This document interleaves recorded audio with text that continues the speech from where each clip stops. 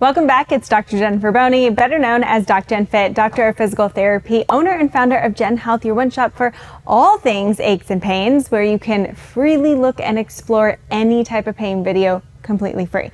Now, I want to talk to you about cues to improve your deadlift so that it's not hurting when you're bending down. Because a lot of times if we're getting pain just bending down throughout the day, we're probably not hinging and moving well through our hips. So if we can improve how we move through our hips, how we bend down to the floor, then when we're doing everyday movements, we start to improve how we move from the hips. So our hips and our glutes start taking over a bit more rather than just using our low back. We want our low back to be strong.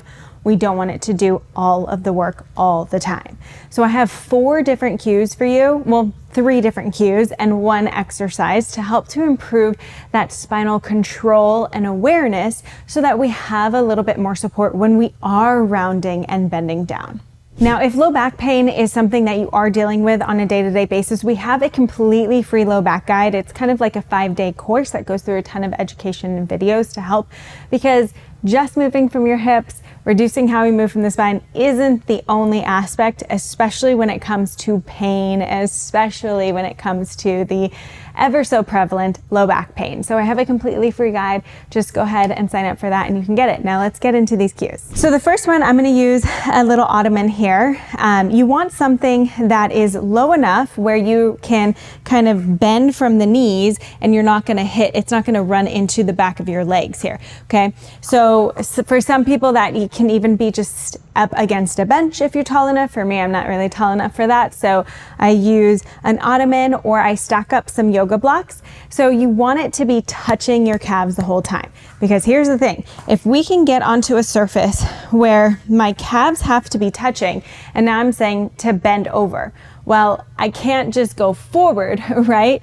I am forced, or else I'm gonna fall forward. I'm forced to keep my calves on, and as I'm bending, I'm forced to bend at my hips so that I can bend down more.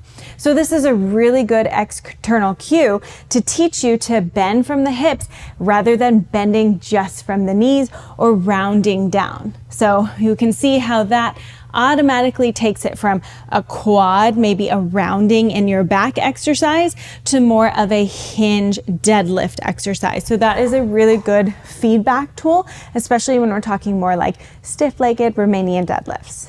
Now for those of you who have been told to stick your bottom out and really arch your back to get into that hinge position or that deadlift position, or when you're bending over, you're thinking of creating more of that stiff spine, that puts a ton of tension through the back. Again, it's not bad to have increased tension, but we want our entire core, not just our back, to be working when we're doing more of a deadlift position. So if your tendency is to stick that bottom out and we tend to flare that rib cage, okay, or you tend to look in the mirror and look up, which also turns on our back a bit more, what I want you to do is think of a chin tuck. So you're gonna tuck your chin down, thinking of lengthening up and back. And when I tuck my chin down, I get my deep neck flexors to turn on, which automatically connects into the front body of my core.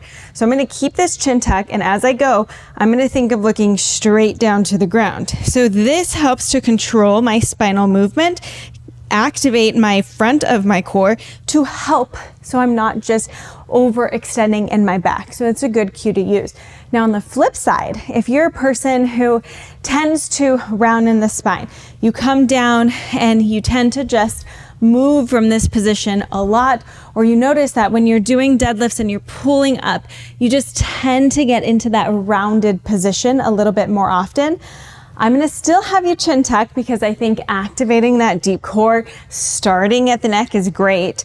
But as you go down, this time we're gonna activate a bit more in the back. So as I come down, I'm gonna have you look out. So look out, it's going to extend the neck just a tiny bit, especially with that chin tuck, slight neck extension. Now I get a little bit more extension in my back, but I'm still addressing the front of my core. Okay, so again, that's a chin tuck position and looking out just with my eyes. So my eyes are more so looking out, keeping that chin tuck position. rather than just looking down where I might go into more of that spinal flexion. Okay, so playing with where you need to be with your tendencies can be hugely impactful in an instant change in how you feel in that low back. Now, I know a lot of us have been ingrained to keep a neutral spine, keep a stiff spine anytime you bend forward, and for some, that can increase pain, even though you're trying to do it all perfect. So learning how to improve your spinal mobility, your control, and your awareness through your range of motion can be hugely impactful to tell your brain and your body it's okay to bend forward, it's okay to round my spine, especially when I'm not picking up anything heavy. Okay, so gaining back that awareness and control in your spine is so important, and one of my favorite ways to just start doing it is doing it against a wall. We're gonna do a roll down, so you're gonna tuck your chin into your chest, and then you're gonna think, it's probably, your chin's probably all gonna come off, but you're gonna think of one vertebrae at a time, kind of peeling off the wall really slowly. Shake out those arms, let them go.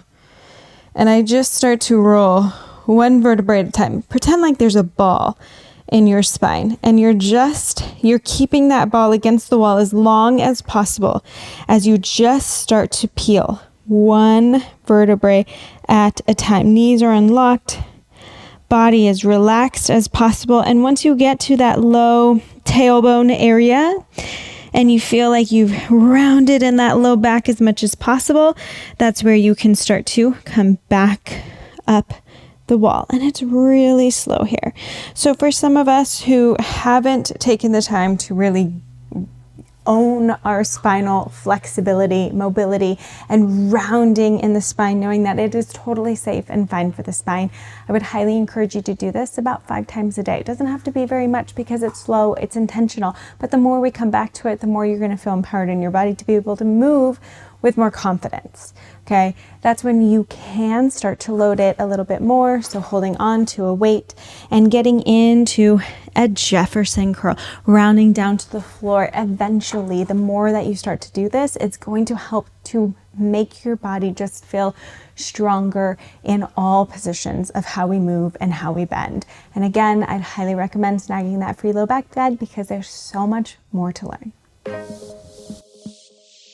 Don't forget, if you love what you're learning, I have so much more in stock for you. So hit that subscribe button, check out the other videos I've done in the past, and leave any comments of any suggestions that you have for videos in the future. And I can't wait to help you feel incredible and amazing within your body.